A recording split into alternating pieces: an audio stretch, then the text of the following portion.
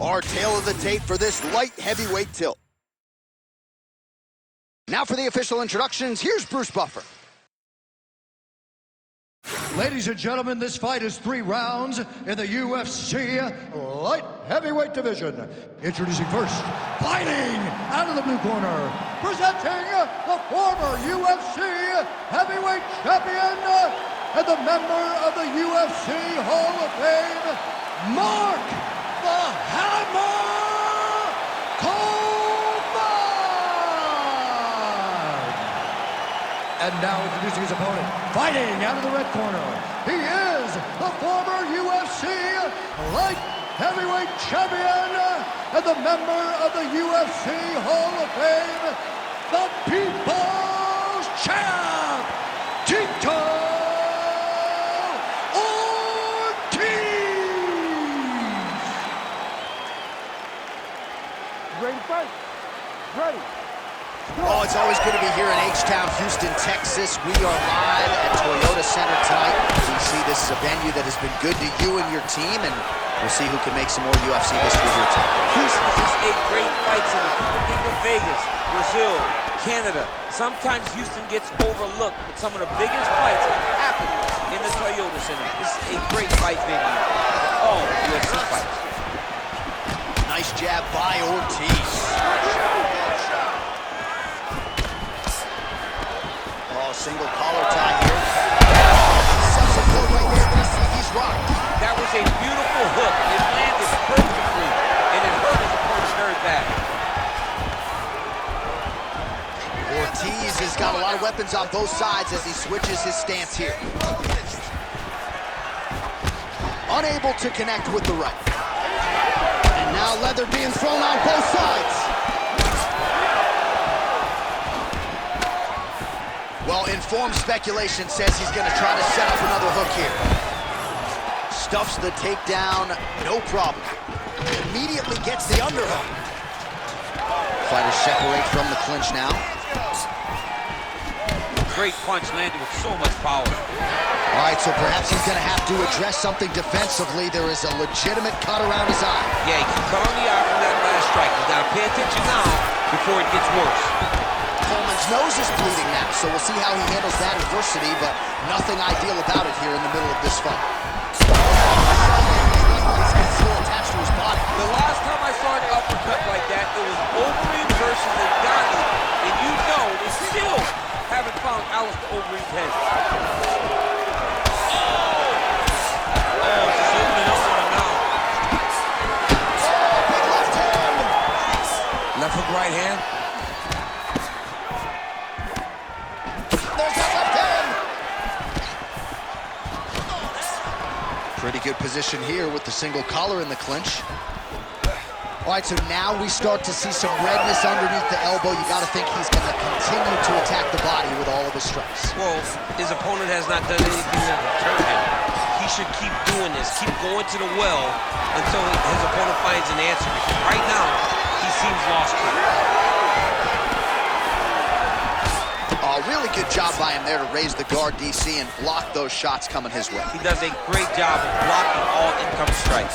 And that's the danger in the engagement there. Oh, he's had a huge strike right there. I'm not sure how many more of these his opponent can take. Massive shot that he landed. Great job. Oh, my goodness.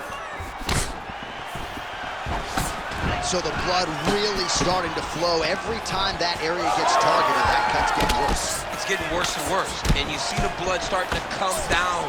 That is when you start to watch the fighter to see what type of effect it's starting to take on him, whether or not he's reaching for it, whether or not he's confused by where it's at.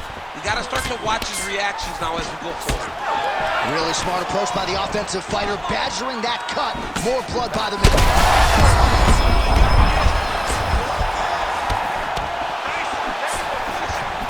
Now going.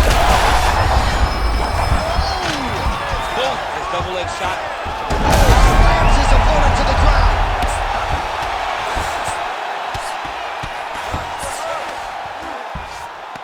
Well, he's in a compromising spot here, DC. You got to figure out a way to get back to your feet. This man is landing brutal ground and pound. Coleman's cut on his nose is just pouring blood at this point. Get yourself Ortiz is in half guard now. All right, right into side control. Upper body strength figures to be put to good use here. Yes, absolutely. And you got to look for his opponent to turn back into him. He should chase guillotine, but the opponent turns to the opposite side. He can take his back, throw his hooks in, try to choke, or flatten him out. Just go for the finish. Ortiz gets up. He landed it perfectly. Perfect placement, perfect position. What a huge blow in a big moment in this fight. All right, well, he rocked him pretty good, but didn't sort of smell blood in the water, and now his opponent's back.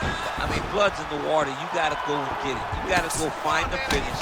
You cannot let it off the hook like that because he's got to try to finish here.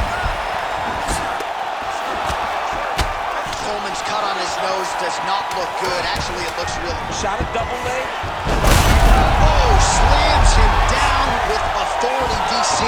Now we'll see what he can do with it, but certainly an impactful moment in the round. He slams him down with so much conviction, and nothing is more discouraging for your opponent than being lifted up off of his feet and then slammed back down to the mat. Man, this fight has been pretty wild. A lot of high-octane output on both sides, and candidly, neither fighter looking too good here. It's the output. I mean, both of these guys have got their foot on the gas from the start of the fight. They've worked really, really hard to get to where they are right now. They're both going to have to rely on the toughness to drag them through the very difficult moments. All right, take a seat. Breathe, relax. You're fine. We expected a bloody fight. We knew this was going to happen. We expected that more. Refocus and keep those hands up.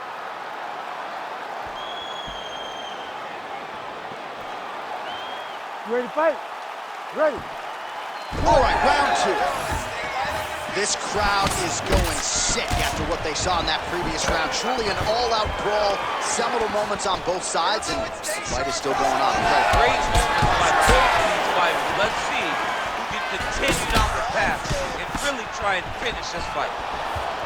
Coleman's a bloody mess right now. I wouldn't be surprised to see this fight stop. At the very least, you got to think they're calling in the ringside position between rounds. His opponent in a lot of trouble now. That was Cain Velasquez's punch of choice.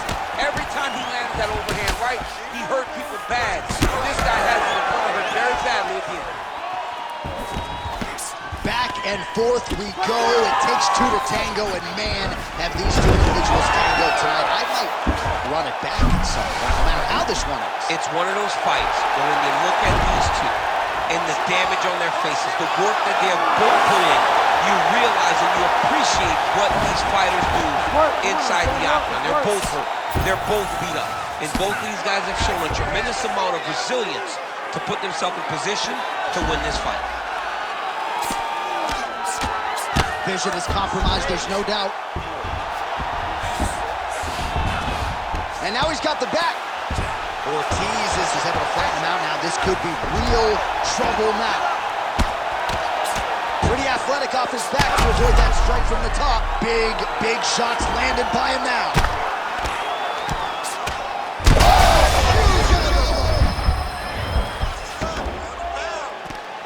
Oh, back and forth we go. Blood. Herb Dean steps in.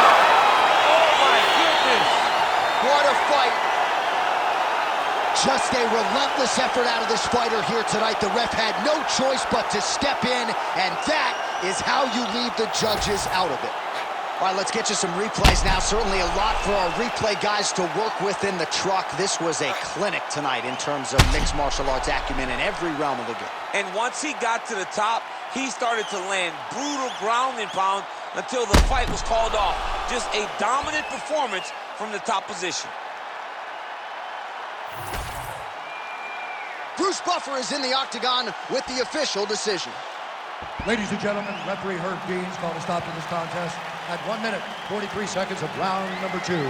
Declaring the winner by TKO, the People's Champ, Tito Ortiz! Well, it's it's a career that has featured one big fight after the next, and more often than not, the Huntington Beach bad boy Tito Ortiz has his hand raised in victory. That is the case yet again tonight. And as you can see, the celebration is on in the corner of the Huntington Beach bad boy, Tito Ortiz.